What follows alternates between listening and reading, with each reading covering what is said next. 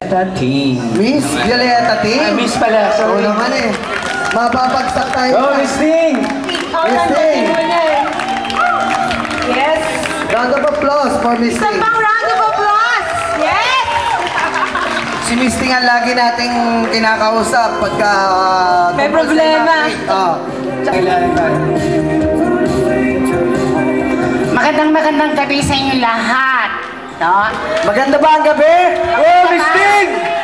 Maganda, nandito si Miss Ting. Tuloy pa rin, no? Una sa lahat, nais ko kayong batiin ng congratulations, no, sa inyong inihandang reunion para sa gabing ito. Actually, mixed emotion yung nararamdaman ko kanina eh. It's either tuwa at saka yung kaba.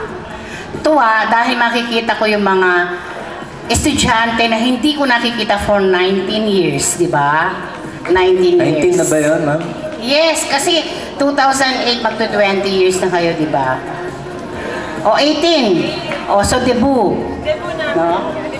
Then, kaba, siyempre, naroon yung imagine for 18 years na hindi mo nakikita. Kilala pa ba kami? Yun yung tanong doon, di ba? So, nakakatuwa in the sense na after 18 years na hindi natin pagkikita, naroon pa rin yung tawag to? Intensity. Yung daw. Intensity na, yung talagang miss, kahit na hindi nyo na kami nandun pa rin yung love, yung affection na hinahanap namin at na-miss namin. No? Kahit sabihin natin na medyo merong mga naging problema noon, pero part yun ng buhay ng isang high school student. Okay?